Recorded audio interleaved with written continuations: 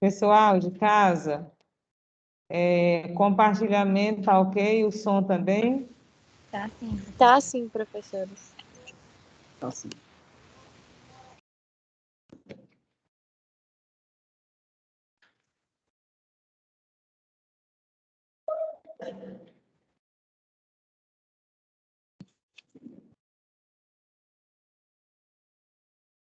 Nessa aula, a gente vai ver dois órgãos do compartimento supramesocólico, que são o pâncreas, esse órgão aqui amarelo, e o baço, esse aqui está em roxo. Esses dois órgãos, eles estão no compartimento supramesocólico, que é exatamente essa região aqui, que fica acima dessa prega do peritônio, que é o mesocolo transverso. Nessa figura, o colo transverso está seccionado e removido aí uma parte, mas o colo transverso, que ele passa aqui, né, dessa forma, o nome já está dizendo transversalmente, ele se fixa aqui na parede posterior do abdômen por essa pregazinha que é o mesocolo. Então, acima do mesocolo, a gente tem o compartimento supramesocólico, onde se localiza o fígado, o baço, o pâncreas, o estômago. Na aula passada, a gente estudou o fígado e as vias biliares, e hoje a gente vai estudar pâncreas e baço. Então, o pâncreas, né, eu já tinha mostrado, essa estrutura aqui amarela, e o pâncreas é uma glândula, né? O pâncreas é uma glândula que se classifica como glândula mista, porque as glândulas do corpo humano, elas se dividem em glândulas endócrinas e glândulas exócrinas. Endócrinas são aquelas glândulas que produzem hormônios, e esses hormônios são absorvidos pela corrente sanguínea, e a corrente sanguínea é quem faz essa difusão dos hormônios pelo corpo. E glândulas exócrinas são aquelas glândulas que têm um ducto, um canalzinho que vai conduzir sua secreção para outra região, né? Aqui no caso do duodeno. Como o pâncreas tem secreção endócrina e secreção exócrina, se classifica como uma glândula mista. A secreção exócrina do pâncreas é o suco pancreático, que vai participar da digestão, e a secreção endócrina são os hormônios insulina e glucagon, que são os principais hormônios do pâncreas, que vão atuar no metabolismo da glicose. O pâncreas é um órgão retroperitoneal. Na aula passada a gente estudou o peritônio. Então, o pâncreas, como todo órgão retroperitoneal, ele é um órgão fixo, que não tem mobilidade. Ele fica lá preso à parede posterior do abdômen, sem um meso, sem um aumento, que não lhe confere mobilidade. Ele é um órgão fixo lá na parede posterior do abdômen. Ele é um órgão que é um órgãozinho fino que se dispõe assim transversalmente, né, assim na horizontal. E ele se estende desde o duodeno, que envolve aqui o pâncreas, né, abraçando o pâncreas, até chegar aqui no baço. Então, ele é um órgão, como eu já falei, fino, comprido, assim, transversal. De um lado, ele se relaciona com o duodeno e no outro extremo se relaciona com o baço. E ele tem uma localização posterior ao estômago. Nessa figura aqui, o estômago foi cortado aqui superiormente, no seu fundo, foi cortado aqui no piloro e ele foi removido, porque o pâncreas ele fica atrás e um pouquinho abaixo do estômago. O pâncreas ele é assim um pouco achatado anteroposteriormente, ele é fininho assim anteroposteriormente. Então ele tem uma borda superior e uma borda inferior. Nessa borda superior do pâncreas vai passar uma artéria importante, ramo do tronco celíaco, que é a artéria esplênica. Ela se dirige para o baço e ela vai coladinho à borda superior do pâncreas. E nessa borda inferior vai se fixar, vai se prender o mesocolo transverso. A gente chama de raiz, a raiz do mesocolo transverso. E o pâncreas tem duas faces, uma face anterior e uma face posterior. Então, isso aí é mais ou menos a sua morfologia externa, duas bordas, duas faces. E o pâncreas é formado de 4 partes. Ele é mais dilatado aqui, próximo do duodeno, circundado pelo duodeno, e essa parte dilatada do pâncreas é a cabeça do pâncreas. Posterior ao pâncreas, vai passar essa artéria e veia mesentérica superior, e a cabeça do pâncreas, elas vão deixar assim uma projeção, uma pontinha aqui atrás desses vasos. Aí essa projeção da cabeça do pâncreas, que passa posterior aos vasos mesentéricos superiores, se chama processo uncinado. Aqui nessa primeira imagem, o processo uncinado ele não está visível, porque ele está atrás desses vasos sanguíneos. E nessa outra figura, que os vasos sanguíneos foram cortados mais superiormente, você vê aqui o processo uncinado. Então, tudo é a cabeça do pâncreas e essa projeçãozinha, essa pontinha que fica atrás dos vasos mesentéricos é o processo uncinado. Os vasos mesentéricos superiores, eles vão passar por trás do pâncreas e fica um suco aí atrás do pâncreas, onde o pâncreas é mais estreito, e essa região aqui é o colo do pâncreas. Essa parte aqui central, principal do pâncreas, é o corpo. E quando ele se estende aqui em direção ao baço, ele vai ficando fininho, né, bem pontiagudo. Aí aqui é a cauda do pâncreas. Então, da direita para a esquerda, a gente tem a cabeça, que é uma dilatação, o colo, que é um estreitamento, onde passa atrás a artéria e a veia mesentérica superior.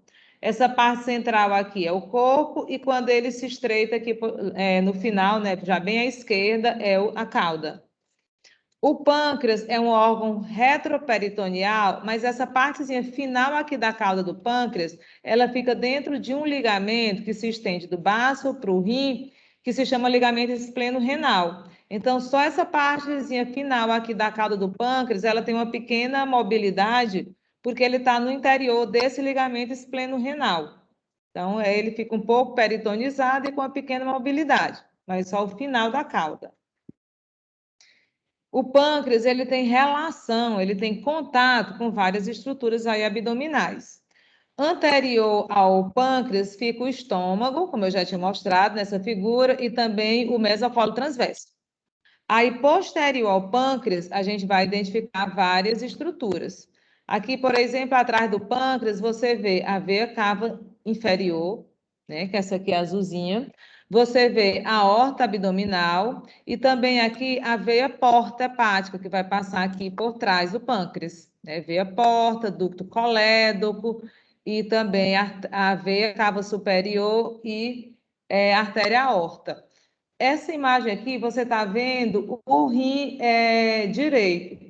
O pâncreas não tem relação com o rim direito, mas os vasos renais direito, artéria e veia, eles vão passar aqui em direção à aorta e à veia cava inferior e tem uma relação aqui com o rim posteriormente. Desculpa, com o pâncreas. O pâncreas vai ter relação aqui com o rim esquerdo. Aí, com o rim esquerdo, sim, ele já tem uma relação direta. Com o rim esquerdo e também com a suprarrenal esquerda. E também com os vasos renais esquerdos aqui. O pâncreas, ele fica bem posterior, ele fica menos à direita e ele se estende mais, principalmente aqui para o lado esquerdo, onde ele vai chegar aqui até tocar o baço. Então, essas são as principais relações posteriores do pâncreas. E eu já tinha mostrado aqui esses vasos mesentéricos superiores, que são esses dois vasozinhos aqui, ó, artéria e veia, que passam posterior ao colo do pâncreas. Histologicamente, se a gente estudar isso na histologia, quando você observa o microscópio, o pâncreas ele tem os ácinos e tem as ilhotas pancreáticas, também chamadas de ilhotas de Langerhans, que é um epônimo. Nessas ilhotas pancreáticas são produzidos os hormônios do pâncreas, cujos principais são a insulina e o glucagon.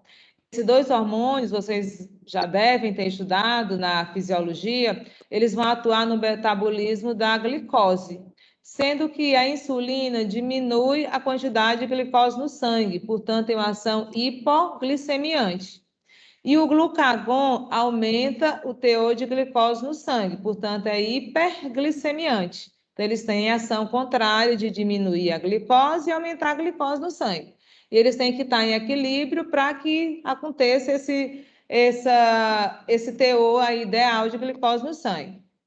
Esse outro hormônio aqui, chamado de somatostatina, é um hormônio que ele tem uma função de feedback negativo. O que é que isso quer dizer? Ele vai controlar a produção dos hormônios e também do suco pancreático, diminuindo essa produção. Então, quando os níveis circulantes desses hormônios estão elevados, e também do suco pancreático, aí a somatostatina ela diminui a produção dessas secreções aí do pâncreas. Então, a função de feedback. E os ácidos, eles são responsáveis pela produção exócrina do pâncreas, que é o suco pancreático. O suco pancreático é um líquido que contém várias enzimas digestivas. Vai atuar sobre a digestão lá no duodeno. Essa secreção exócrina do pâncreas, ela é lançada no duodeno, lá na porção descendente do duodeno, para realizar a digestão dos alimentos. E a secreção endócrina, que são esses hormônios, eles são lançados na corrente sanguínea para o sangue distribuir esses hormônios pelo corpo para fazer a sua ação, né, para realizar a sua ação. Então, essa aí é a função do pâncreas. O pâncreas é uma glândula mista, cuja secreção exócrina é a produção do suco pancreático, que é realizado em células específicas que formam os ácidos. E a secreção endócrina, produção dos hormônios, insulina, glucagon e somatostatina, que são produzidos por essas ilhotas pancreáticas, que são as ilhotas de Langerhans. O suco pancreático, depois que ele é produzido aqui nos ácidos, ele vai ser conduzido por esses canais para ser lançado lá no duodeno. E o pâncreas tem 2 ductos. Esse ducto aqui que começa na cauda, passa aqui por todo o corpo, depois ele vai descer aqui na cabeça, é chamado de ducto pancreático principal. E esse ducto pancreático principal, ele vai desembocar na porção descendente do duodeno, numa elevação que se chama papila duodenal maior.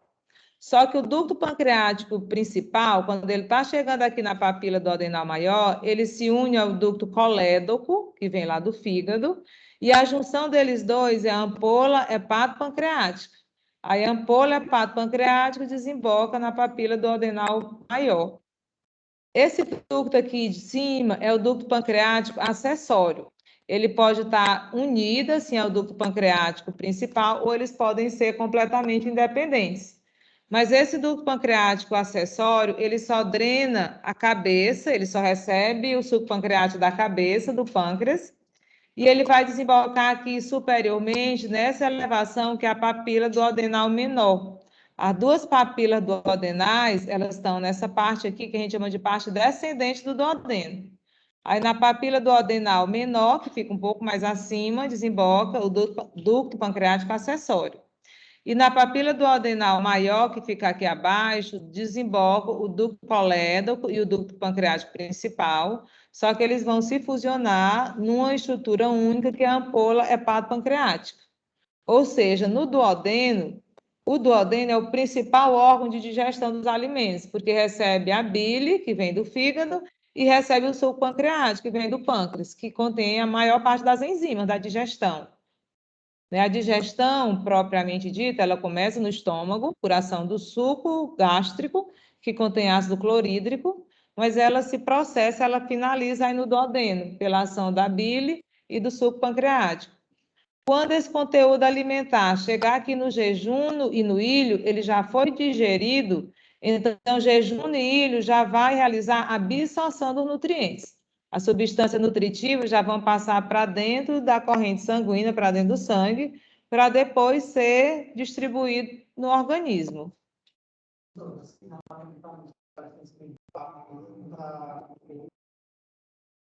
Ampola é uma palavra que quer dizer dilatação. Papila é uma palavra que quer dizer uma elevaçãozinha arredondada. Então, ó, quando junta aqui o ducto colédoco e o ducto pancreático principal, ele forma assim uma dilataçãozinha. Essa dilatação é a ampola. Aí a ampola, que está aqui internamente, ela desemboca nessa outra elevação, que é a papila. Sim, a ampola é uma dilatação que representa a fusão do ducto colédoco com o ducto pancreático principal. Aí, quando ele desemboca na mucosa do duodeno, vai formar assim uma saliência, assim, uma elevaçãozinha. A elevação é a papila. O pâncreas, como toda glândula endócrina, normalmente glândula endócrina é muito vascularizada, passa muito sangue dentro dela, como a gente viu, por exemplo, a tireoide.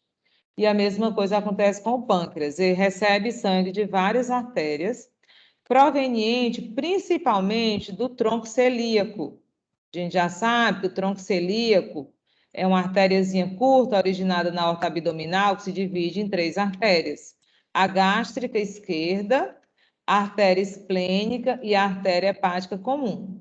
A artéria esplênica, que vai lá para o baço, origina 3 artérias principais aqui para o pâncreas. Ela origina as artérias menores, essas aqui são as 3 principais. Essa primeira aqui se chama artéria pancreática dorsal. Aí tem uma aqui bem no meio, que é a artéria pancreática magna, e umas pequenininhas aqui na cauda do pâncreas, que são as artérias pancreáticas caudais. A artéria pancreática dorsal, magna e caudais, elas vão irrigar o corpo do pâncreas e a cauda do pâncreas. A cabeça do pâncreas, ela já é irrigada pelas artérias pancreático-duodenais. Só que tem a artéria pancreático-duodenal superior e a artéria pancreático-duodenal inferior. A artéria pancreático-duodenal superior, ela se origina da artéria gastroduodenal e a artéria gastroduodenal, por sua vez, ela se origina na hepática comum. Essa figura aqui, só para explicar essa figura, é uma vista posterior. Isso aqui eu estou olhando por trás. Então, aqui vai estar o contrário daqui, porque essa aqui vai ser esplênica e essa aqui vai ser hepática comum. A artéria hepática comum origina a artéria gastroduodenal e a gastroduodenal, ela origina a pancreático-duodenal superior. Aí a pancreático-duodenal superior, ela se bifurca no ramo anterior e no ramo posterior, e elas vão irrigar a cabeça do pâncreas e o duodeno, como o nome já está dizendo. Mas tem uma outra artéria que vem aqui de baixo, que é a artéria pancreático-duodenal inferior. Essa artéria pancreático-duodenal inferior, ela é ramo da artéria mesentérica superior, que é essa artériazinha que passa aqui, lá no processo uncinado. A artéria mesentérica superior, ela dá pancreático-duodenal inferior.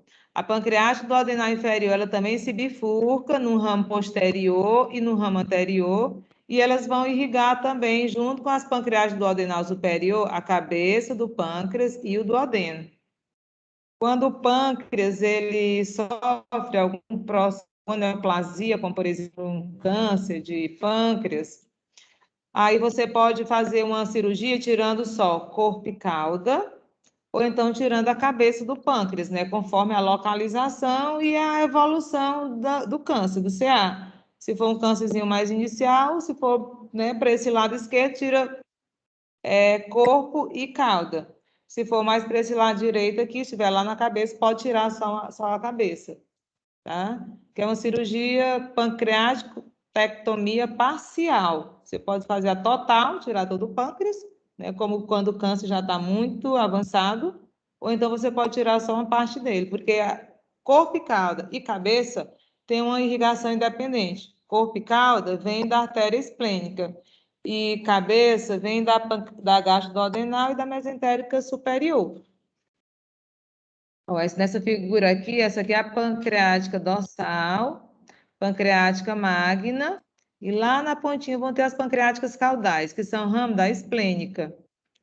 Aí aqui é a pancreática duodenal superior e pancreática duodenal inferior, que vão irrigar já a cabeça e também o duodeno. Tudo bem sobre a irrigação?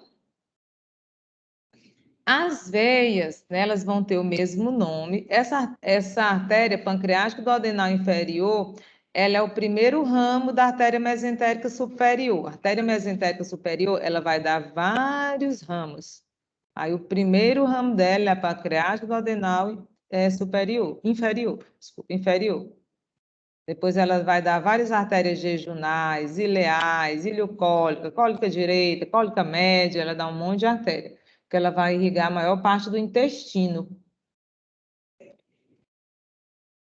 As veias, elas recebem o mesmo nome e elas vão também para veias de mesmo nome. Então, tem as veias pancreáticas caudais, pancreática dorsal, pancreática magna, elas vão desembocar aqui na veia esplênica. Aí tem as veias pancreático duodenal, que vão desembocar na via mesentérica superior. E a gente já sabe que a junção da veia mesentérica superior com a veia esplênica origina a veia porta-hepática, ou seja, todo o sangue do pâncreas, em segunda instância, né, no final, vai para a veia porta, assim como todo o sangue aqui dessa cavidade abdominal, exceto alguns órgãos, como, por exemplo, o rim. Então, vai lá para a veia porta.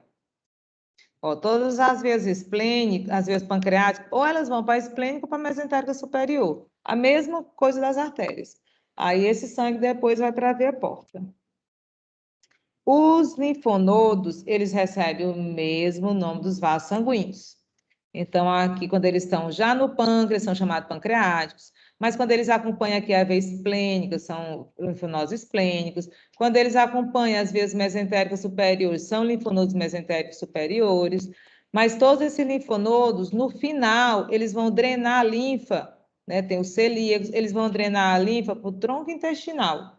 E o tronco intestinal vai para o ducto, a cisterna do quilo, e a cisterna do quilo para o ducto torácico. Tudo bem sobre pâncreas? Então, pâncreas, vocês vão ver lá no laboratório que assim, a anatomia dele é muito simples, não tem muita coisa para você observar lá, não. Você vai ver mesmo o pâncreas, as partes dele, a localização. Mas até esses vasos sanguíneos lá no laboratório, a gente só vê esses maiores, a artéria esplênica, a artéria mesentérica, essas artériazinhas menores é mais difícil de você visualizar. E a gente vai estudar hoje também o baço. O pâncreas, a gente acabou de ver, é uma glândula mista, produz hormônios, produz suco pancreático. O pâncreas faz parte do sistema digestório, é um órgão do sistema digestório, mas é um órgão também do sistema endócrino, porque ele tem duas funções diferentes. O sistema digestório, produzindo suco pancreático, que vai fazer a digestão, ele é considerado um órgão anexo do sistema digestório, né? Assim como o fígado, como as glândulas salivares. E é uma glândula endócrina, né, porque produz insulina e glucagon, os hormônios principais. E o baço? O baço é um órgão do sistema linfático. O sistema linfático faz parte do sistema circulatório. O sistema circulatório tem o sistema linfático, tem o sistema sanguíneo. Então, o baço é um órgão linfóide. É um órgão do sistema linfático. Ele tem a função de filtrar o sangue. O baço é um órgão assim muito esponjoso. Lembra de pulmão, quando vocês estudaram o pulmão também tem uma consistência esponjosa, só que naquela esponjazinha do pulmão passa ar. O baço também é um órgão assim meio esponjoso, só que naquela esponjinha lá do baço passa sangue.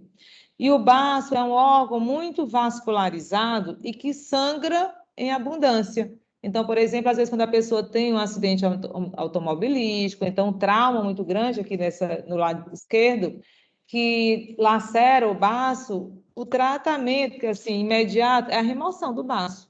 Porque quando o baço ele sofre laceração, ele sangra tanto que pode determinar óbito, hemorragia interna e determinar óbito. Então, se ele sangrou, teve uma pancada, um trauma muito grande, tira logo o baço.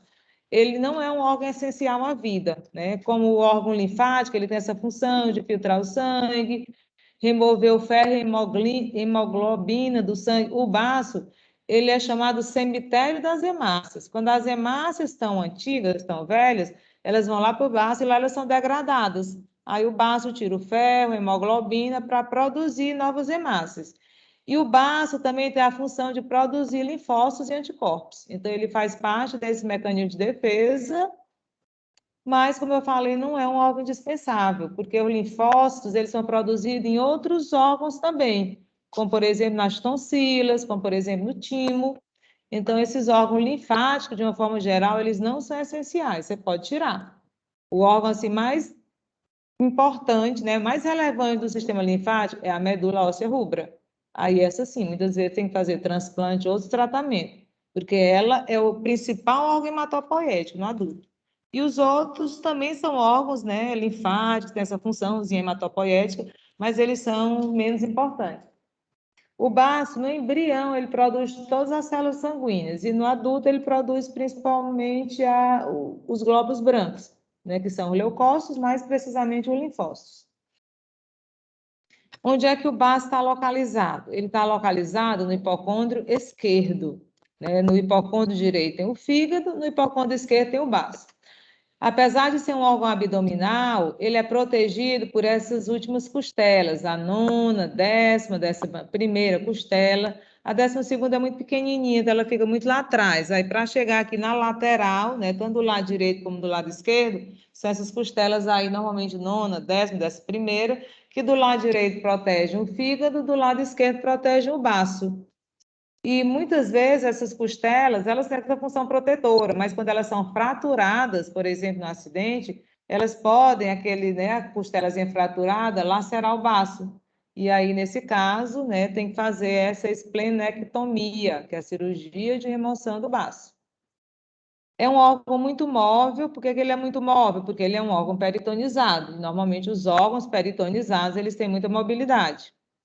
E ele, pelo seu tamanho reduzido, não é um órgão palpável. Então, quando o médico vai fazer, né, palpação aqui na cavidade abdominal, ele palpa o fígado, a vesícula biliar, o estômago, mas o baço não, porque o baço está muito coberto pelas últimas costelas, ele é pequeno, então ele não é palpável. Normalmente, quando o médico sente aqui o baço, ele palpa o baço, é porque o baço está aumentado de tamanho. Aí ele já relaciona, né, com esplenomegalia. O baço está aumentado, porque normalmente ele não é palpável. E o baço aqui desse lado esquerdo, da cavidade abdominal, ele tem relação com algumas estruturas. Ele está em contato aqui direto com o diafragma, né? Essa região posterior do baço está em contato direto com o diafragma. Por isso é chamada de face diafragmática. Essa face aqui, medial e anterior, está em contato com algumas vísceras, por isso é chamada de face visceral. Essa parte aqui, que ela está visível, ela vai ficar em contato com o estômago, que foi removida aqui dessa imagem. Então, essa área aqui, ela está em contato com o estômago. Essa parte mais anterior. A parte medial aqui do baço está em contato com o rim esquerdo. E essa região inferior aqui está em contato com o intestino grosso, uma dobra do intestino grosso que se chama flexura cólica esquerda. O intestino grosso, ele fica assim mais aqui no contorno, ó, do abdômen. Aí ele tem o colo ascendente, aí aqui tem uma dobrazinha, flexura cólica direita, que é em contato com o fígado. Aí ele passa de um lado para outro, colo transverso. Aqui ele tem outra dobrazinha, flexura cólica esquerda. E essa flexura cólica esquerda que está em contato com o baço. A flexura cólica direita, ela também é chamada de flexura hepática, que está em contato com o fígado.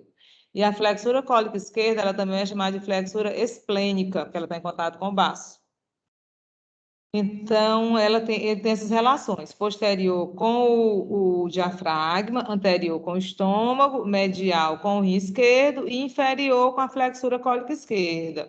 E nessa regiãozinha central aqui, próximo aqui ao hilo, também tem um contatozinho aqui com a cauda do pâncreas. Eu nem coloquei aqui, mas tem também cauda do pâncreas. Então, o baço, ele tem essa face aqui, assim, bem convexa e lisa, que está em contato com o diafragma, por isso é chamada de face diafragmática. Essa área aqui, mais irregular, voltada para as vísceras, é chamada de face visceral. A face visceral do baço, essa parte que está em contato com o estômago, se chama área cólica, área gástrica. Área gástrica. Essa face aqui que está em contato com o rim esquerdo é a área renal. E essa área aqui que está em contato com a flexura cólica esquerda é a área cólica. E elas três se localizam na face visceral. Tá? A face visceral, ela contém a área gástrica, a área renal e a área cólica.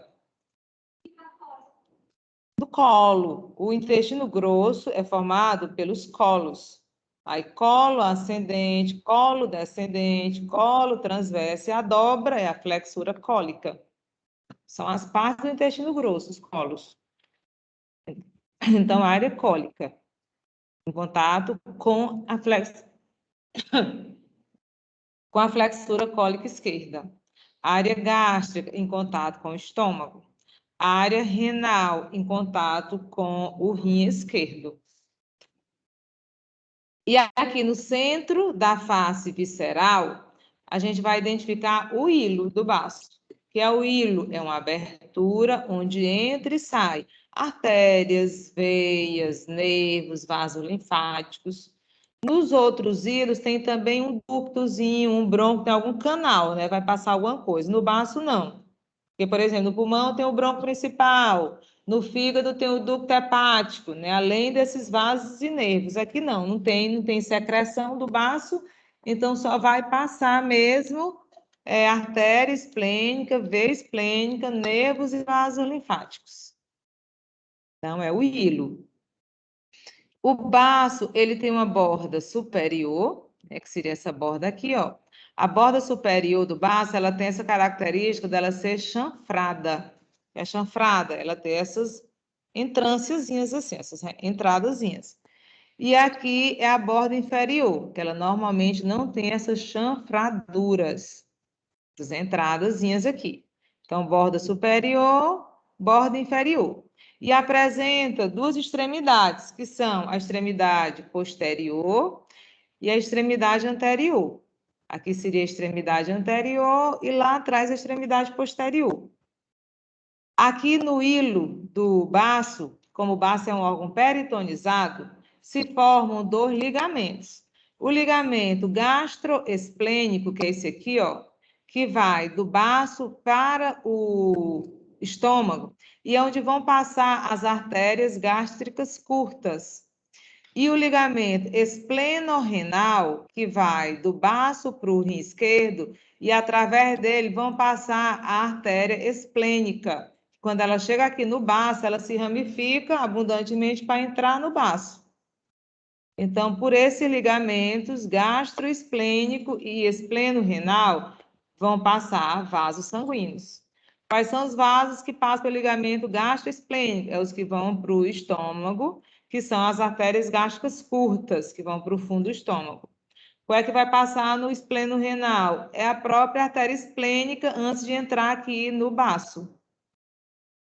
Lembrando que essa palavra esplênico, ela é relativa a baço, mas alguns livros, algumas escolas chamam também lienal.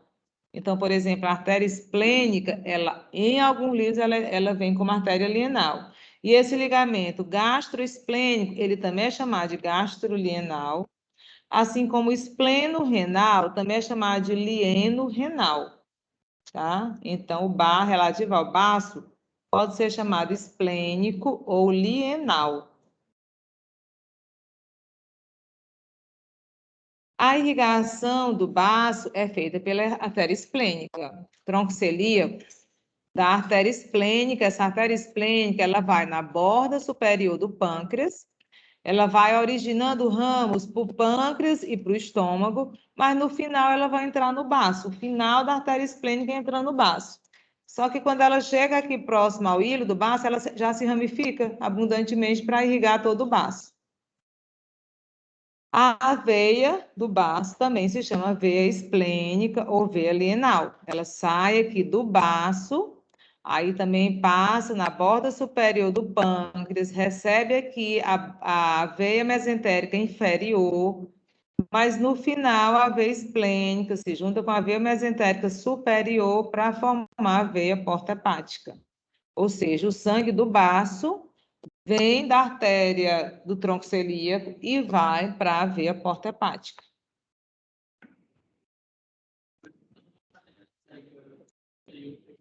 A mesentérica superior é essa. E essa aqui, que é tributária da veia esplênica, é a mesentérica inferior. A veia mesentérica inferior é tributária da veia esplênica.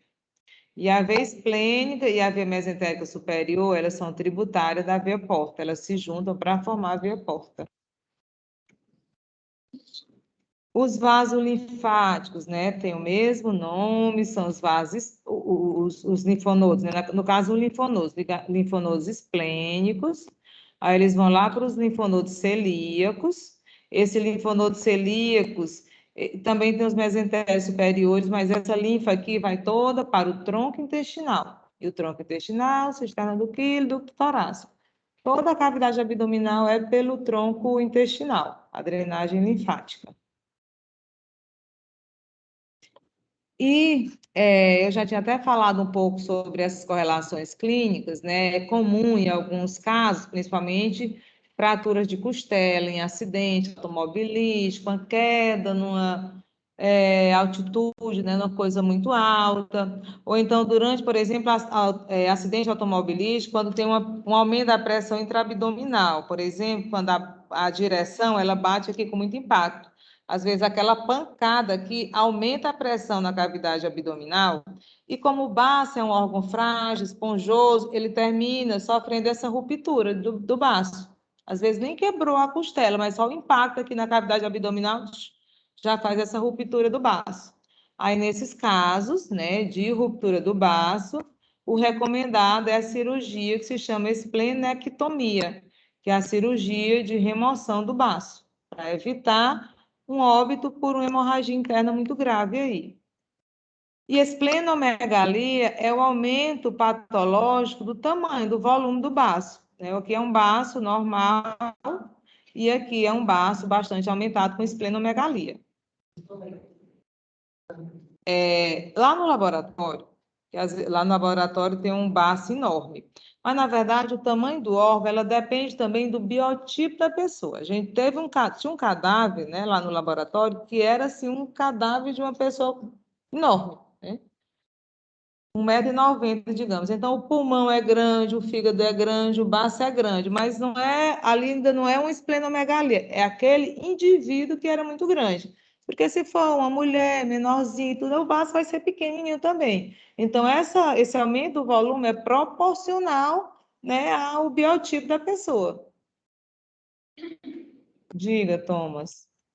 Isso aí que eu talvez tenha isso aí que eu faço. Oclui a artéria, fecha a artériazinha lá no final. Aí ela continua indo para o estômago, para o pâncreas. Quando você tira um órgão, aí você fecha a artéria. Tá? Uma artéria, se for uma artéria fininha, às vezes ele só cauteriza, né? Uma cauterização. Às vezes, quando ela já é mais volumosa, assim como o baço, aí já precisa de uma coisa, uma oclusão mais efetiva. Tá? Um nó, um clipe, alguma coisa mecânica mesmo. Mas ela continua, né, permeável, que é para irrigar o pâncreas e o estômago, que depende também da artéria esplênica, fecha só o finalzinho dela. É uma esterectomia, a artéria do útero também ela é um pouco calibrosa. Quando você faz esterectomia, tem que ocluir ela lá. Só que a mesma coisa, a artéria uterina, ela ajuda também na vagina, então você fecha só o final da artéria.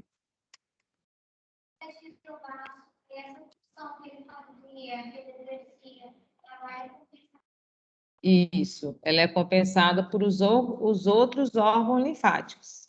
As tonsilas, normalmente quando a pessoa faz esplenomegalia, ela fica com, a resistência dela diminui, né?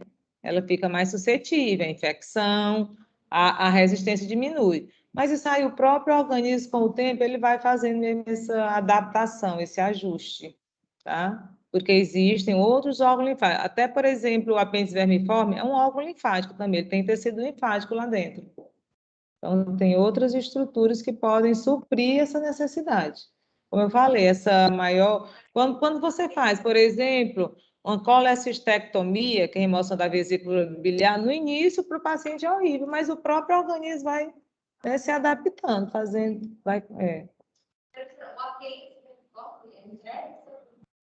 O apêndice vermiforme, porque até muito tempo se achou que o apêndice vermiforme não tinha função nenhuma, mas agora está provado que o apêndice vermiforme ele tem tecido linfático dentro dele. Então, ele também tem uma função. Ele não é um órgão só vestigial, sem função. Ele tem uma função. Aí ele tem órgão tecido linfático lá dentro, né, que também tem essa função de defesa.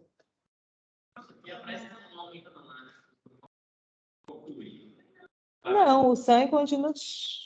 O baço, vocês vão ver lá no laboratório, é uma estruturazinha pequena, menor do que um rim, ele é pequenininho.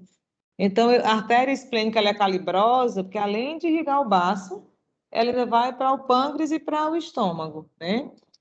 E o baço também, assim, ele tem uma circulação muito efetiva, ele tem uma boa circulação sanguínea, então tanto entra muito sangue como sai, né? Mas ele em si é pequeno. E uma outra função do pâncreas também, assim, principalmente quando a pessoa tem uma hemorragia, é recuperar aquele volume de sangue do organismo. Por exemplo, quando você tem uma hemorragia em algum lugar, aí o pâncreas se contrai, ele tem assim uma paredezinha que ele tem músculo liso. Aí o pâncreas se contrai e ele lança aquele sangue que está dentro dele para a circulação sistêmica, para repor aquele sangue que está sendo perdido, por exemplo, na hemorragia. Desculpa, o baço, gente, pelo amor de Deus, o baço.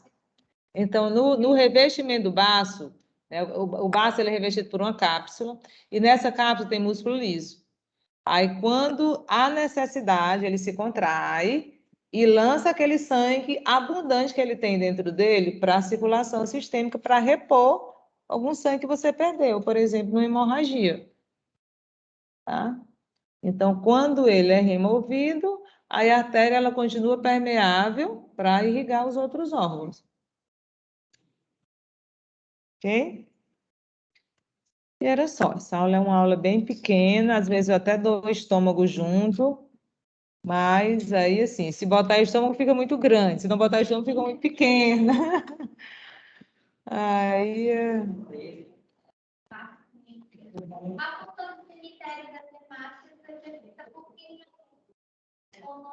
O baço, assim, histologicamente, né? Não sei se você lembra da histologia, mas histologicamente ele tem duas regiões diferentes. Ele tem a polpa branca e a polpa vermelha.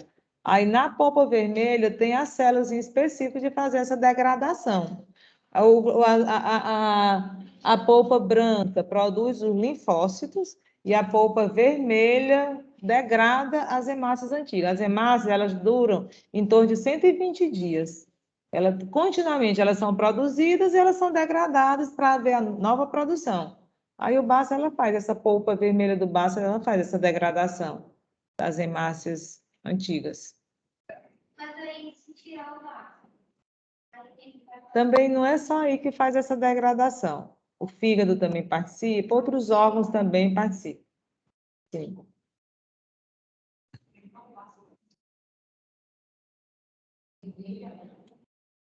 O baço tem a polpa vermelha e a polpa branca. a vermelha com a questão do pé e a branca faz o quê? A branca produz linfócitos. A linfócito T, ou seja, anticorpos Sim. T. E a polpa vermelha, ela faz essa degradação das hemácias para tirar a hemoglobina, o ferro e produzir. A inervação do baço, a inervação dele, exatamente para essa musculaturazinha dele, é pelo sistema nervoso autônomo. É o mesmo, praticamente a mesma do estômago, digamos assim. É o vago, que faz a inervação parasimpática, e o tronco nervoso celíaco, que faz a inervação simpática. São os nervos que acompanham o tronco celíaco. O vago ele faz a contração, né? O vago. O principal faz a contração. Sim. E o simpático faz a dilatação, é isso? Mas essa ação, porque assim, o vago ele tem outros mecanismos de feedback, né, também. Então, essa ação é mais quando precisa contrair um pouquinho, ele não tem assim, por exemplo, a função dele linfática não é controlada pelo sistema nervoso. O sistema nervoso é só para fazer essa vasodilatação, vasoconstricção, contração dessa musculatura. Quando falar que a vasodilatação e a vasodilatação no caso é o vago, e a vasoconstricção é os troncos celíacos, né? Não, a vasoconstricção é feita pelo vago. É feito pelo vago. E, na verdade, vasodilatação não é pelo simpático. O simpático ele é mais para contrair a musculatura lisa da parede do baço, e não da parede dos vasos sanguíneos. Hã? Vaso sanguíneo só tem nervação simpática. Não, ele tem algum, depende da região. Porque os vasos sanguíneos, eles são complexos por isso, porque depende do vaso sanguíneo, se é um vaso sanguíneo do coração, se é um vaso sanguíneo da musculatura lisa, se é um vaso sanguíneo da pele. Por exemplo, o sistema nervoso parasimpático, ele não tem atuação em alguns, mas tem em outros. Por exemplo, das artérias coronárias, ele tem, né? Então, depende, porque os vasos sanguíneos, eles são muito extensos, então depende do órgão que vai ser onde ele se localiza. Nem sempre simpático faz vasoconstricção e o parasimpático faz dilatação, não, depende do órgão.